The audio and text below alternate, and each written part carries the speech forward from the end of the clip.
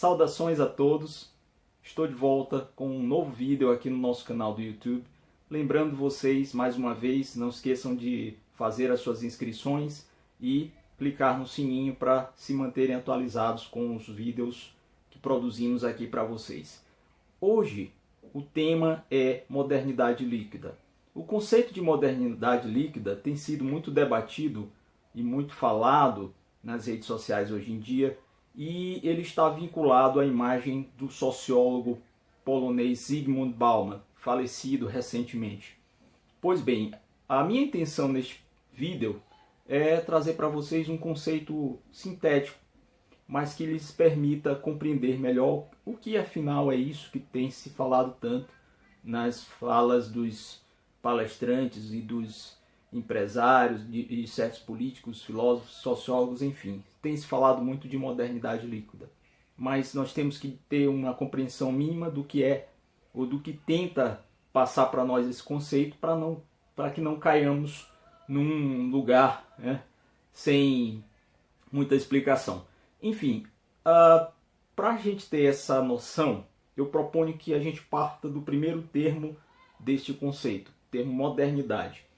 Bauman fala de uma modernidade líquida que se contrapõe a um outro conceito, que é o próprio conceito de modernidade. A modernidade é um período da história que se convencionou chamar, que trouxe para as civilizações um projeto, principalmente para as civilizações do Ocidente, um projeto baseado na racionalidade, na ciência, nas tecnologias, onde um pensamento que fundamentou essa noção de modernidade imaginava que o homem, com o uso e com o apoio deste amplo leque de coisas que estariam a seu favor, o uso da racionalidade técnica, o uso das novas tecnologias, a revolução industrial, a revolução das comunicações, a revolução tecnológica, o uso da racionalidade, do intelecto,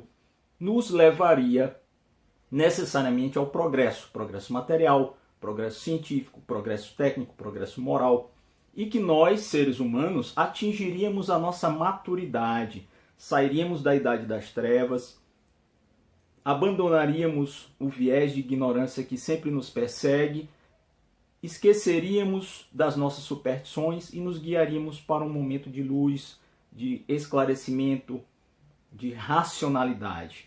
Com isso, todo um leque de coisas que viriam em torno dessa noção e desse momento histórico que era e que foi chamado de modernidade. Nós vivemos a modernidade desde o período em que a Revolução Francesa põe uma pá de cal na Idade Média e inaugura essa época com novos princípios e com novos projetos. Pois bem, essa é, para a historiografia e para a história do pensamento, a noção que se tem de modernidade. É todo este progresso de coisas que vem a partir desse projeto. Pois bem, já pelos anos, início do século XXI, muitos pensadores, sociólogos, filósofos começaram a pôr em dúvida se de fato esse projeto da modernidade, do modo como ele foi pensado e do modo como as coisas aconteceram de lá para cá, se ele de fato se concretizou. E aí lançou-se esse questionamento que é muito válido, por sinal, né? Será que de fato nós chegamos à modernidade? Ou que os princípios pregados pela modernidade foram alcançados? Que esse grande projeto da razão humana, da intelectualidade, da cientificidade, do progresso material, do progresso técnico, do progresso social, será que ele se concretizou? E cunhou-se um outro termo chamado pós-modernidade.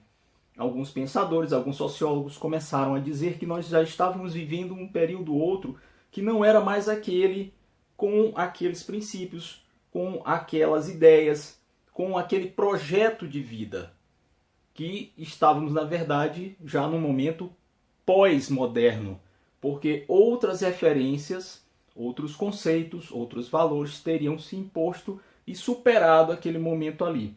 E esses conceitos teriam várias configurações, um momento em que as coisas são mais rápidas, as comunicações são mais rápidas, as coisas são mais fugidias, mais fragmentadas, tudo é muito efêmero, tudo muda muito rápido, a sociedade muda, alguns conceitos, alguns valores são pulverizados, caem, vêm por terra, e aí isso nas artes, na política, na ciência, na história, na filosofia, enfim, no pensamento humano, começou-se a chamar de pós-modernidade. Voltando a Bauman, ele, enquanto sociólogo, não entendia que isso havia acontecido. Por quê? Porque não só ele, como outros pensadores, entendem que, pera lá, se a modernidade e a crítica que se faz dela, o projeto de modernidade, para que o homem alcançasse sua maioridade, saísse das trevas, saísse da ignorância, se ele não foi concretizado, e isso era um argumento muito forte, como é que eu posso falar em pós-modernidade? Como é que eu posso dizer que agora nós vivemos a pós-modernidade? Não. Então, ele entendia que como isso não aconteceu, nós não podemos dizer que vivemos a pós-modernidade. E que esses tempos novos que se apresentam com toda essa velocidade de coisas acontecendo e essas incertezas constantes que deixam o homem meio que perdido, não seria a pós-modernidade, mas sim ele convencionou chamar de modernidade líquida. Agora, modernidade líquida por quê? A ideia de liquidez lembra a água. A água, ou um líquido qualquer, ele se amolda muito facilmente a qualquer tipo de forma.